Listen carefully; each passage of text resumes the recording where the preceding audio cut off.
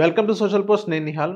So ఇప్పుడు మనం mutual ఫండ్స్లో ఏ స్టాక్ మీద మనం ఎక్కువ ఇన్వెస్ట్ చేస్తున్నామో, ఎవరు ఎక్కువ ఇన్వెస్ట్ చేస్తున్నారు, సో దీని గురించి మాట్లాడడానికి వెళ్తే చక్రధర్ గారు ఉన్నారు, మ్యూచువల్ ఫండ్ డిస్ట్రిబ్యూటర్. ఒకసారి మన సార్తో మనం మాట్లాడదాం. Hello sir, welcome to social post. Thanks అండి. ఎస్ సార్, ఇప్పుడు మ్యూచువల్ ఫండ్స్లో ఏ స్టాక్ మీద ఎక్కువ ఇన్వెస్టర్స్ ఉన్నారు, ఏ స్టాక్ని ఎక్కువ బై చేస్తున్నారు?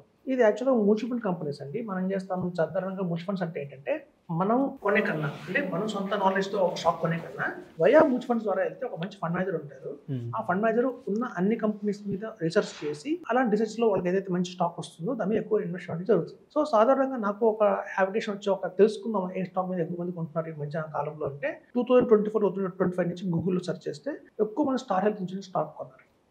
చూడండి, మనం మ్యూచువల్ ఫండ్స్లో అనగానే ఒక ఫండ్ మేనేజర్ ఉంటాడు. ఆ ఫండ్ మేనేజర్ తీసుకున్న కాల్ బట్టి వాళ్ళు ఒక కంపెనీలో ఇన్వెస్ట్మెంట్ చేయాలంటే చాలా 360 డిగ్రీస్ ఆలోచిస్తారు. ఆలోచించి ఇది బెస్ట్ కంపెనీ అనుకుంటే ఎక్కువ మంది ఇన్వెస్ట్మెంట్ చేస్తారు. రీసెంట్ పాస్ట్గా మనకి ఏంటంటే ఫార్మా మీద ఎక్కువ మంది ఇన్వెస్ట్మెంట్ చేయడం మొదలుపెట్టారు. అలాగే ఫైనాన్షియల్ సర్వీసెస్ మీద ఎక్కువ మంది ఇన్వెస్ట్మెంట్ చేయడం మొదలుపెట్టారు. ఎక్కడైతే సెక్టర్ ఫండ్స్ ఎక్కువ ఈ మధ్యకాలంలో లైక్ మీకు ఫార్మా, ఫైనాన్షియల్ సర్వీసెస్ ఇలాంటివన్నీ కూడా అందులో ఉండే ఎక్కువ కంపెనీస్ ఏమున్నాయంటే మనకి హెల్త్ ఇన్సూరెన్స్ కంపెనీస్ ఎక్కువ ఉన్నాయి. సో అట్లాంటి హెల్త్ ఇన్సూరెన్స్ కంపెనీస్లో కూడా మనకి చాలా మంది అందరూ కొన్నది ఏంటంటే ఎక్కువ మంది స్టార్ హెల్త్ ఇన్సూరెన్స్ కొన్నారు. ఈవెన్ ఎస్బీఐ లాంటి మ్యూచువల్ ఫండ్ కంపెనీ దగ్గర 675 కోట్లు పెట్టింది. So even HDFC mutual fund company కావచ్చు, ఐసిఐసిఐ మ్యూచువల్ ఫండ్ కంపెనీ కావచ్చు, 100 కోట్ల పైన వాళ్ళు స్టార్ హెల్త్ షేర్లు కొంటున్నారు. అయితే చూడండి, అసలు యాక్చువల్గా రాకేష్ జుంజున్వాలా, మనందరూ తెలుసు రాకేష్ జుంజున్వాలా అంటే ఒక one of the famous investor. మనకి ఆయన ఇండియన్ వారన్ బఫెట్ అంటారు. మొదలంగా ఇండియన్ వారన్ బఫెట్ అనే పేరు ఉంది. సో ఆయనకి దగ్గర ఇప్పుడు ఆయన ఎక్స్పైర్ అయ్యారు. వాళ్ళ మిస్సెస్ రన్ చేస్తున్నారు, రేఖా జుంజున్వాలా అని. సో వాళ్ళు ఆయన బతుకున్న కాలంలోనే వాళ్ళు స్టార్ హెల్త్లో 14% స్టేక్ తీసుకున్నారు. అంటే ఇప్పుడు యావరేజ్గా 30,000 crores ఉన్న స్టార్ హెల్త్ మార్కెట్ క్యాపిటలైజేషన్లో వాళ్ళ దగ్గర 4,000 కోట్ల అమౌంట్ వాళ్ళదే ఉంది. వాళ్ళ సొంత అమౌంటే ఉంది. సో ఇప్పుడు చూస్తే ICICI mutual fund, quant mutual fund, Tata mutual fund, ఎడల్వైజ్ mutual fund, Nippon India mutual fund అందరూ కూడా ఎక్కువ కొన్న స్టాక్ ఏదైనా ఉంది అంటే రీసెంట్గా స్టార్ హెల్తే. సో దగ్గర అన్ని కంపెనీలు కలిపి 3,000 కోట్లు పెట్టాయి. సో ఇప్పుడు చాలామంది అడుగుతారు, స్టార్ హెల్త్ అనగానే అది ఒక మంచి కంపెనీ కాదు, క్లైమ్ సరిగ్గా రావదు, ఐఆర్డిఏ సెట్కి వెళ్ళిపోయాం, అక్కడ ఏదో చూపించింది మాకు ఎక్కువ కేసెస్ నడుస్తున్నాయి, పెండింగ్ ఉన్నాయని అంటారు. కానీ ఇక్కడ చూస్తే మాత్రం మళ్ళీ చిన్న వేడిగా ఉంది. ఎక్కువ మంది బై చేస్తున్న, హోల్డ్ చేస్తున్న స్టాక్స్ అన్ని స్టార్ హెల్త్ ఇన్సూరెన్సే ఉంది. ఇక్కడ చూడండి, చాలా మంది అనుకుంటారు ఏంటంటే టాటా వాళ్ళు ఏం చెప్తారంటే టాటా పాలసీ తీసుకోండి అంటారు. హెచ్డిఎఫ్సి వాళ్ళు ఏజెంట్ చెప్తారు హెచ్డిఎఫ్సి ఇరుకు పాలసీ తీసుకోండి అని చెప్తారు. ఐసిఐసిఐ వాళ్ళు ఐసిఐసిఐ ఎలివేట్ చాలా బాగుంటుంది చెప్తారు. మళ్ళీ ఆ కంపెనీలన్నీ మళ్ళీ స్టార్ హెల్త్ ఇన్సూరెన్స్ కొంటున్నాయి. సో కాబట్టి ఏంటంటే ఒక కంపెనీ గురించి మనం బాగా చెప్పుకోవచ్చు, కానీ ఒక కంపెనీ గురించి నెగిటివ్గా చెప్పకూడదు. మనం ఎందుకంటే ఒక కంపెనీ డెసిషన్ మేకింగ్ తీసుకునేటప్పుడు అన్ని పారామీటర్స్ వాళ్ళు తీసుకుంటారు. ఇప్పుడు పాలసీ బజార్ ఉందనుకోండి, పాలసీ బజార్లో మీరు కొట్టంగానే వాళ్ళు ఎక్కువ ప్రమోట్ చేసేది ఐసిఐసిఐ హెల్త్ ఇన్సూరెన్స్ తీసుకోండి చాలా బాగుంటుందని ప్రమోట్ చేస్తారు. మీరు ఇప్పుడు డిట్టో అనే కంపెనీ ఉంది, జీరోదా వాళ్ళది డిట్టో అనే ఒక కంపెనీ ఉంది. వాళ్ళు కూడా ఇలా జనరల్ ఇన్సూరెన్స్ కంపెనీ చేస్తాము, హెల్త్ ఇన్సూరెన్స్ కంపెనీ చేస్తాము, మేము అన్బ్యాచ్డ్గా ఉంటాము, అన్ని కంపెనీస్ గురించి చెప్తాం అంటారు. కానీ మళ్ళీ తిరిగి హెచ్డిఎఫ్సిఏ ఇస్తారు. మీరు ఎన్ని కంపెనీల గురించి మాట్లాడండి, మాకు నిపా బుప్ప బాగుంది కదా అంటే కాదండి అంటారు, ఐసీసీ బాగుంది కదా అంటే కాదంటారు, తిరిగి హెచ్డిఎఫ్సి ప్రమోట్ చేస్తారు. సో కొన్ని వెబ్సైట్స్ కొన్ని కంపెనీస్కి అలా చేస్తున్నాయి. సో అందరూ స్టార్ హెల్త్ బాగుంది అంటారు, కానీ వాళ్ళు అన్ని కంపెనీలు ఇన్వెస్ట్ చేసే డబ్బులు ఎక్కడ అంటే స్టార్ హెల్త్. సో కాబట్టి ఏంటంటే ఈ కంపెనీస్ అన్ని కూడా పెట్టేటప్పుడు నెక్స్ట్ 3 yearsలో ఎక్కడ ఉంటుంది ఆ కంపెనీ. ఇవాళ ఆల్ ఓవర్ ఇండియాలో టర్న్ ఓవర్ చూస్తే, health insurance segment turn over చూస్తే స్టార్ హెల్త్కి 16,000 కోట్ల టర్న్ ఓవర్ ఉంది, first company. Second company care health insurance వస్తుంది, దానికి 8,000 కోట్లు టర్న్ ఓవర్ ఉంది. చూస్తే మీరు ర్యాంక్ నెంబర్ 1 కంపెనీకి 16,000 కోట్లు, నెంబర్ 2 కంపెనీకి 8,000 కోట్లు అంటే ఇక్కడే మీకు డబల్ ద అమౌంట్ టాటా వచ్చేస్తుంది. ఇంకా కింద మీరు హెచ్డిఎఫ్సి 4,000 కోట్లు, ఐసిఐసిఐ 3,000 కోట్లే ఉంటాయి. ఇవన్నీ ఎంత గ్యాప్ మెయింటైన్ చేస్తుందంటే అది ఒక మొనోపోలీ అని చెప్పొచ్చు కంపెనీ. సో వాళ్ళ దృష్టిలో ఏంటంటే రాబోయే ఈవెన్ మీరు గూగుల్లో టైప్ చేసినా కూడా మనీ కంట్రోల్ కానివ్వండి, వాల్యూ రీసెర్చ్ కానివ్వండి, అలాగే మనకి హెచ్డిఎఫ్సి సెక్యూరిటీస్ కానివ్వండి, బలంగా స్ట్రాంగ్గా రికమెండ్ చేస్తాయి స్టార్ హెల్త్ షేర్లు కొనుక్కోండి. రాబోయే 3 సంవత్సరాల్లో ఇది 25,000 crores టర్న్ ఓవర్కి వెళ్ళిపోతుంది అని ఒక ఇది ఉంది. సో కాబట్టి అందరూ అందుకే ఇన్వెస్ట్మెంట్ చేస్తున్నారండి. సో రాబోయే రోజుల్లో ఈ స్టార్ హెల్త్ ఇన్సూరెన్స్ కంపెనీ ఇంకా కూడా ముందుకెళ్తుంది.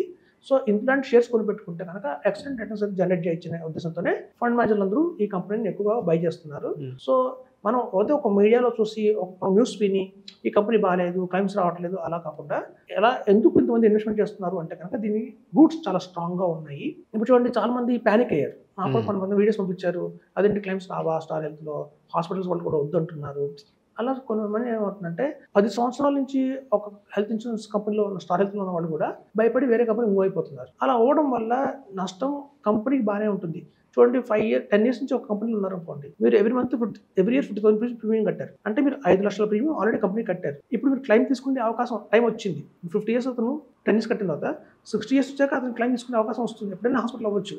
అట్లాంటి టైంలో వెళ్ళిపోతే కంపెనీకి మేము మెయిల్ చేసిన వాళ్ళు అవుతారు. ఏ కంపెనీ అయితే మీరు తీసుకుందో వాళ్ళకి బడిన అవుతారు. సో కాబట్టి ఇలా కొన్ని ప్రాపగాండా విని చాలా మంది బయటకు వెళ్తున్నారండి కంపెనీ నుంచి. సో అలా వెళ్ళడం వల్ల నష్టం అల్టిమేట్గా వాళ్ళకే. ఎందుకంటే వేరే కంపెనీలో మళ్ళీ అంత సీనియారిటీ రాదు, వాళ్ళకి క్లైమ్స్ వచ్చే అవకాశం కూడా తక్కువే ఉంటుంది. సో కాబట్టి ఒక న్యూస్ ని ఒక యాంగిల్లో విని మనం డెసిషన్ తీసుకోకూడదు.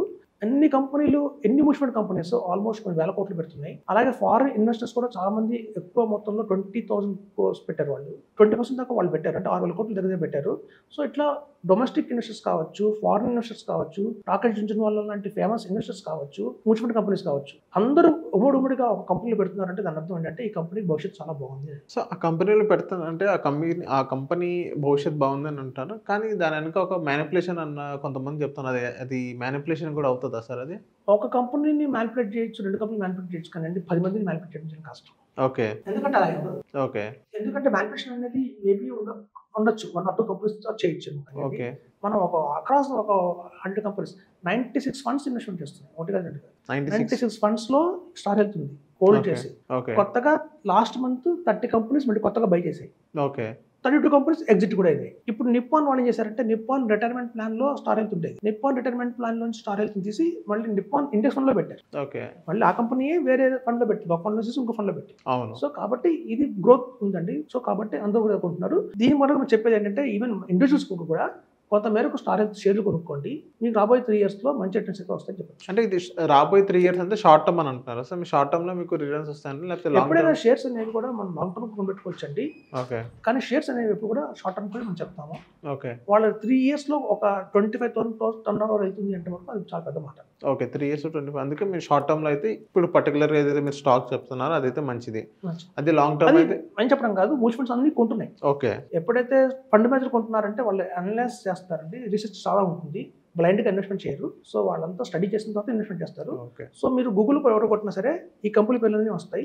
టాటా, ఐసిఐసిఐ, ఎస్బీఐ, హెచ్డిఎఫ్సి అన్ని మ్యూచువల్ కంపెనీస్ కూడా చాలా పెద్ద క్వాంట్ కూడా చాలా పెద్ద మొత్తంలో ఉంది. Okay. So thank you sir మా సోషల్ పోస్ట్ వచ్చినందుకు. థ్యాంక్స్.